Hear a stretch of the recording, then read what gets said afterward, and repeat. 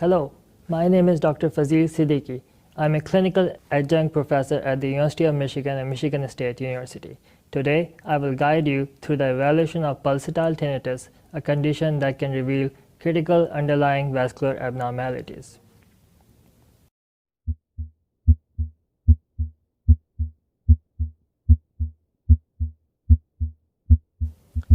Pulsatile tinnitus is a rhythmic sound often in sync with the heartbeat. Unlike common tinnitus, typically a ringing sound, pulsatile tinnitus is often caused by vascular abnormalities that create vibrations transmitted to the ear.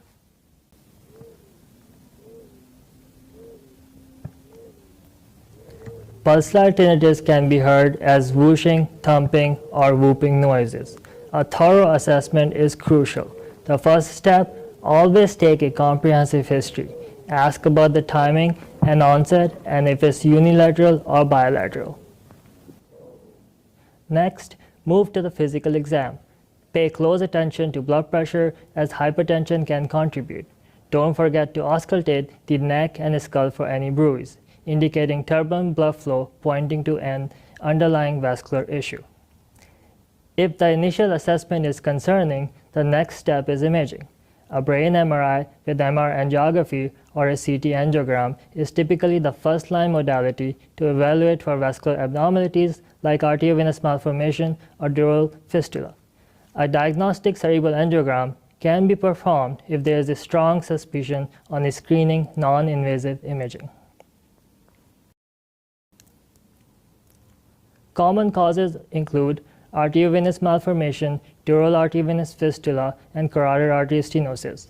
Other less common causes include venous sinus stenosis, sigmoid diverticulum, aberrant carotid artery, and cerebral aneurysm. Recognizing these early can prevent severe complications like a stroke or hemorrhage. A dural arteriovenous fistula is an abnormal connection between arteries and veins within the dura mater. This bypasses the normal capillary system, forcing high-pressure arterial blood directly into the venous system. The result is turbulent blood flow in the dural venous sinuses. This turbulence generates vibrations which can be transmitted through the surrounding tissue to the cochlea, causing pulsatile tinnitus. If left untreated, dural arteriovenous fistula can lead to complications like intracranial hemorrhage or venous congestion, making early diagnosis critical. Another common vascular cause of pulsatile tinnitus is carotid artery stenosis, which occurs when the carotid artery narrows due to plaque buildup or other factors.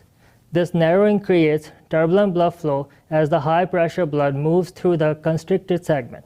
Carotid artery stenosis is a significant risk for ischemic stroke, and if identified early, can be managed safely with carotid endarterectomy or stenting. Venous disorders are another important cause of pulsatile tinnitus. Common conditions include venous sinus stenosis, which narrows major venous pathways like the transverse sinus or sigmoid sinus, leading to turbulent blood flow and elevated venous pressure. Other venous causes include jugular bulb abnormalities, such as high riding bulb or diverticulum, which may create vibrations that propagate to the inner ear.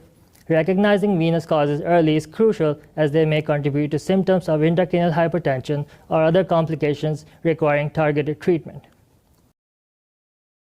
Let's look at a quick case. A 78-year-old man with a remote history of pulsatile tinnitus presented with headaches. An MRI brain revealed a cerebellar hematoma.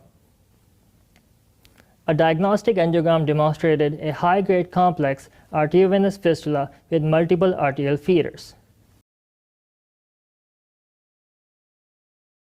Multiple arterial embolization attempts could not completely resolve the fistula.